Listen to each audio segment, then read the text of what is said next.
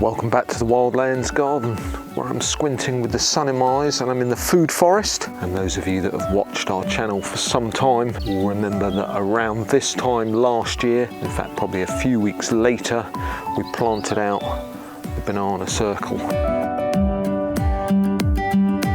It looks like the straw has got wet and the trunks have got wet and they've rotted and they're all dead. So a disappointing result in the greenhouse as well. Out of about 40 bananas, I lost 20. It's only a 50% result. Same problems here, straw getting very wet.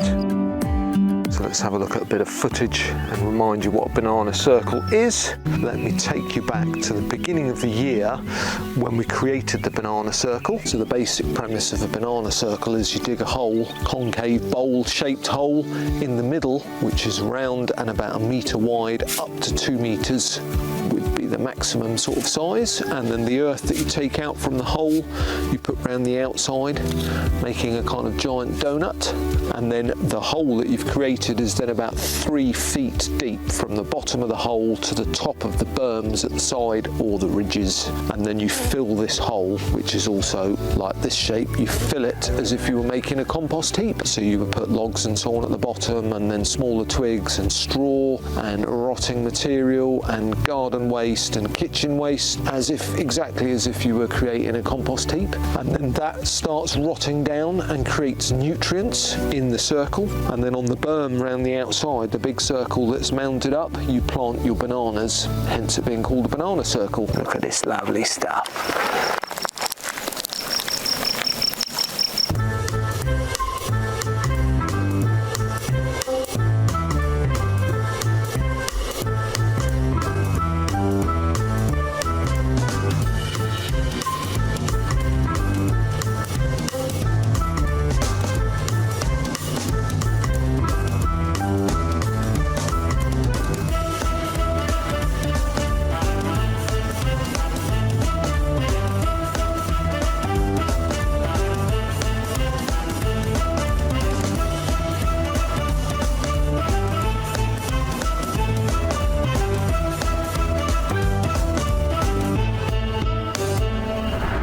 See from when we planted the bananas here just how much they've grown in 6 months. Unbelievably fast growing. So bananas usually take around 15 months to flower and create fruit. So that means that the bananas on the back of the circle, which are Musa Cavendish, which are a dwarf variety, and although they call them a dwarf variety, they will grow to about 2 to 3 meters, so still around 10 foot or a bit less, so still very big plants. They are the bananas that grow the traditional bananas that you would buy in the supermarket, and they're the bananas I'm trying to grow.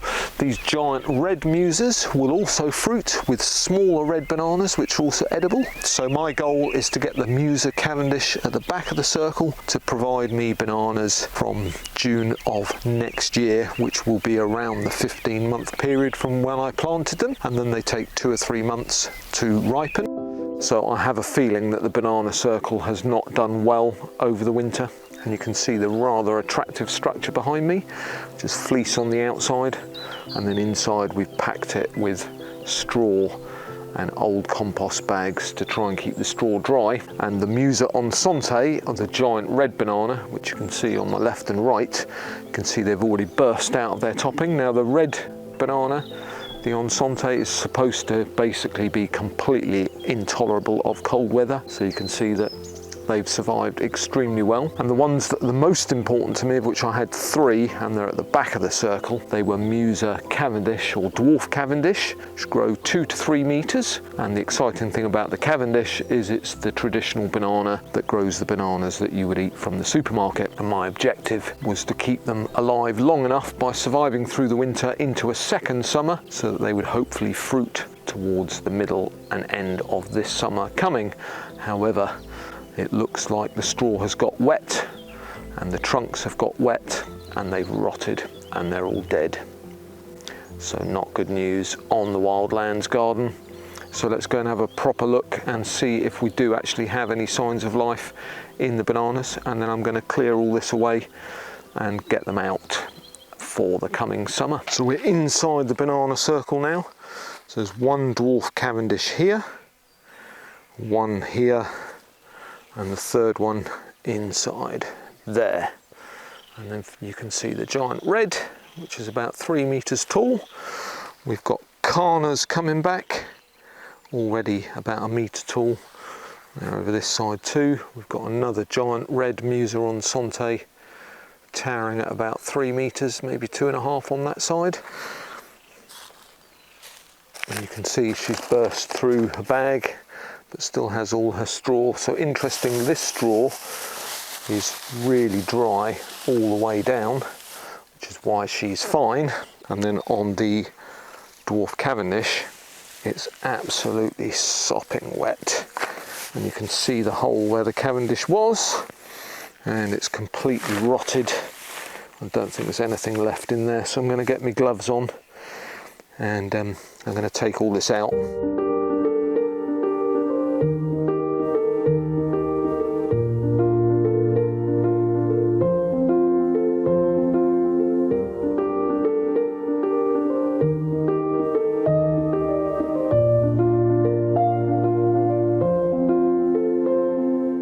So we're back after a little rest. Surprisingly hard work shunting piles of straw around. I've also got a big rash up my arm, but at least I'm wearing gloves. We did see a vole run off that way, and there is the body of one down there, so that's really nice. So I think they moved in here over the winter, but we're getting there. But it's all looking all right. A little bit disappointed on the Cavendish, but I'm pleased that they're still alive. And after closer inspection, this one here, the actual rhizome part of the bulb sticking above the ground, which is about this size, which would have been the trunk like this one here, is actually still not rotted. So that might mean that it might send up a thick trunk, even though it'll be short. We'll have to see what happens, but it might panic and then send out loads of babies, which is also good news, because I lost all my Cavendishes in the greenhouse as well.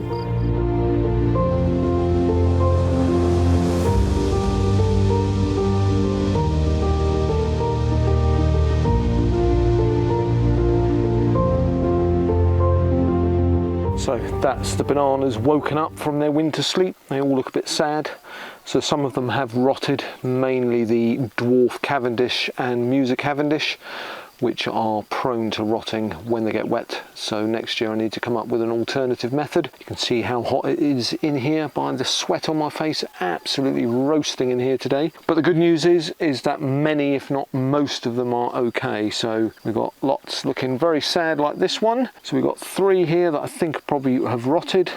We've got an alocasia here which looks okay. These are all bananas. The trunks on most of these look good, which is good news. That's an alocasia, I think. The exciting news is this one here is a blue Java, and blue Javas cost around 100 quid, give or take, depending on the size. So that's really good news that the trunk is intact. Doesn't really matter about the sad looking leaves at the moment, because we can cut them off here, or certainly cut these 2 crumpled ones off, and then in a few weeks it'll have loads of new leaves. So I think they're all okay. Another really big alocasia, good looking banana there. Some of these are Musa Basjos. What's this one here? That is one of the red bananas. Looks like the bottom might be okay, but the top has rotted.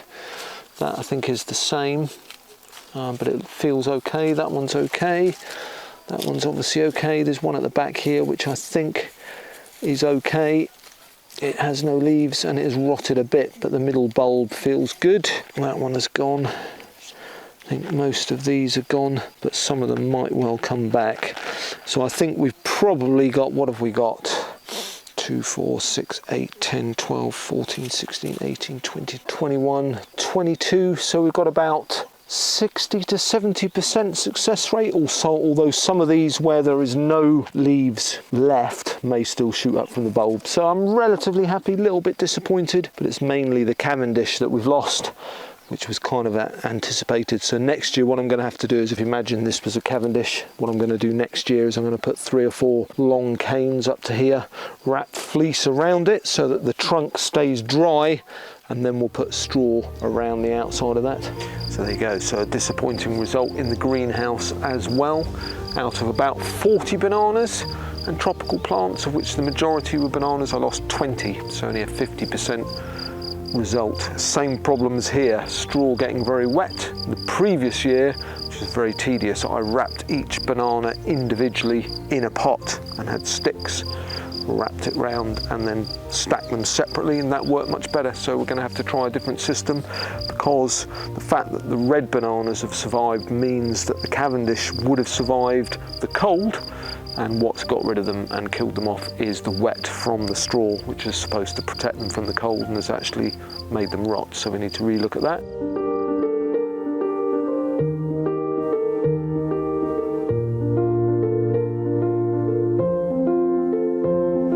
So that's the banana circle done, or at least exposed back to the elements and unwrapped, ready for the summer. So next, I'm going to leave the banana circle out in the sunshine so that it can dry up the wet, rotty bits of the trunks and dry up where the ground is wet from the sawdust. And then next week I'll give her a big mulch of well-rotted horse manure and organic fertiliser and get them ready for the growth in the summer.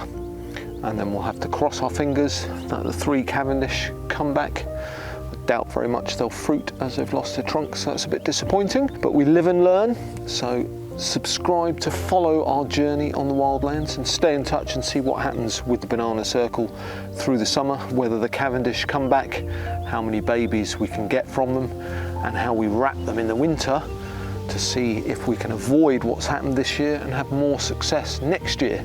Also very soon, Missy will be doing a full tour of the food forest a year in, and she's been planning that for quite some time, so very exciting, especially as we've got so many edible foods to plant out as well. So it's going to be looking absolutely stunning. So here's some drone footage of the banana circle so you can see how she's doing after her wrapping up over the winter period.